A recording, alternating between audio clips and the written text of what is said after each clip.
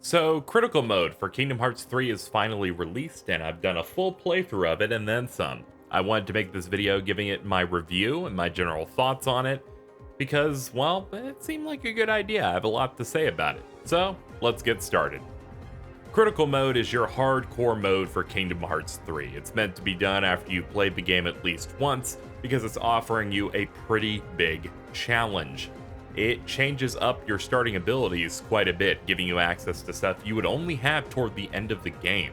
You have access to your reprisal attacks for counters, a final blow ability so you can attach in another combo that sets up to even more damage, risk dodge, combo master, aerial recovery, rising spiral, ground breaker, and on top of all these things, these great movement stuff like the air slides and super slides, you also get 3 critical abilities.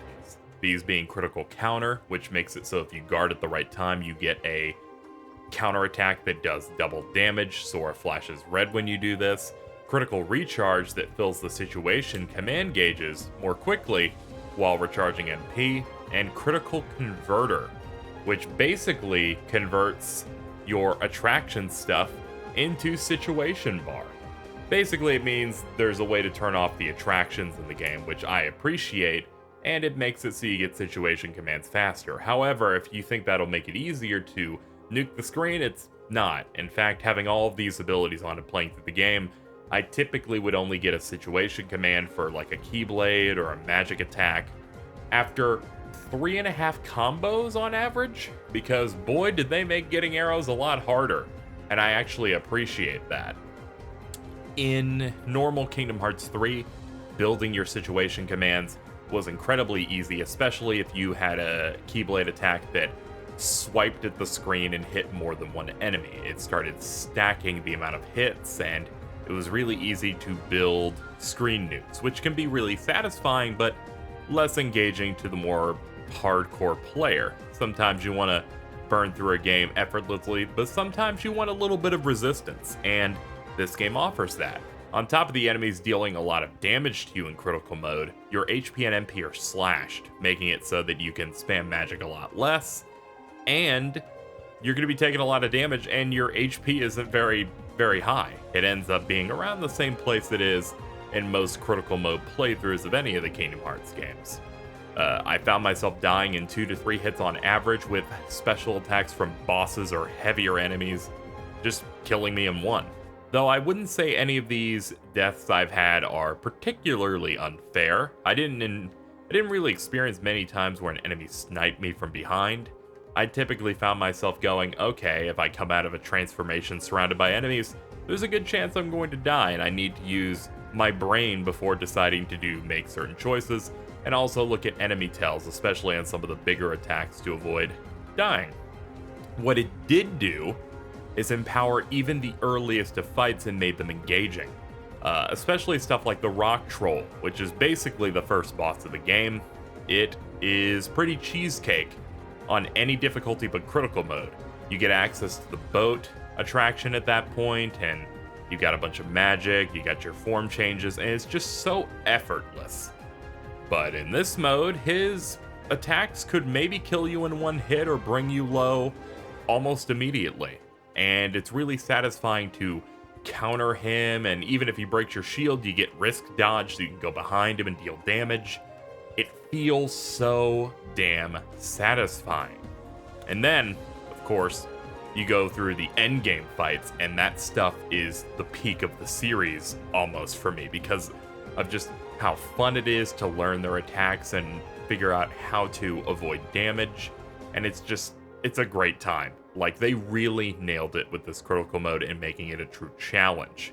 You take a lot of damage, you're gonna die a lot, but it forces you to think, and unlike critical mode in Kingdom Hearts 2, where in my opinion, it is hard for the first half of the game, and then in the second half it eases off because you start becoming too powerful, I don't feel like that happens in Kingdom Hearts 3 in my experience. It continued to be hard, enemies continued to hit hard, and I think that it has a more consistent difficulty for me. Now, does that mean that it's all perfect? No, the the skeleton of Kingdom Hearts 3 works in a certain way that is not going to gel with people. There are plenty of people that have problems with how this game works from a design standpoint, which is a lot of things are a bit imbalanced. Stuff like links are still really good. They did not change it so that Ralph can't rip through specific bosses or Ariel can utterly devastate the Demon Tide. That kind of stuff is still in the game, and I don't really have that much of a problem with it because so many bosses have really big life bars, and it does feel satisfying to figure out the trick on some of these. But it is disappointing that, you know, at times you could opt in for Simba to get rid of a lot of the big major mob fights in the game. But overall, my general playstyle and the way I play games is I don't always default to the most optimal thing. That's just a personal thing for me in general. So I just kind of go with what's fun. And so long as every tool I have is effective enough to a degree that I feel like I'm not hamstringing myself, then I think they did a good job. And in this place, I think they did a good job. However, if you're one of the more hardcore players, if you're a speedrunner, if you are someone who's going for a level 1 run, you will probably find yourself having more issues with it than I did. You'll probably find yourself having major qualms with it in the level 1 department because they haven't changed how level 1 works. Kingdom Hearts 3, as with all the other Kingdom Hearts games made by this team, are focused more on the RPG elements. They want you to use the cooking, they want you to upgrade the Keyblades, they want you to upgrade your equipment, they want you to have better stats. That is the focus of these games. There's a point where I feel like Kingdom Hearts as a series became more focused on the RPG aspect than the action game aspect. This isn't Devil May Cry, this is Final Fantasy. It's, you know, it's a bit of a weird comparison, but just to go that it's more focused on the RPG elements and the stat element. Now, I know a lot of people have problems with it, but that's just what the series has been, and I do not expect that to change. Level 1 does seem to exist, and I feel like it's more there out of obligation than anything else.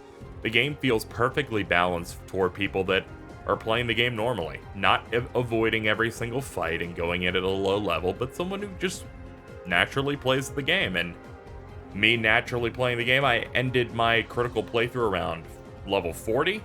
Everything kicked my ass still, but it felt fun and the damage felt pretty good. So overall, I am really satisfied with what they've brought here.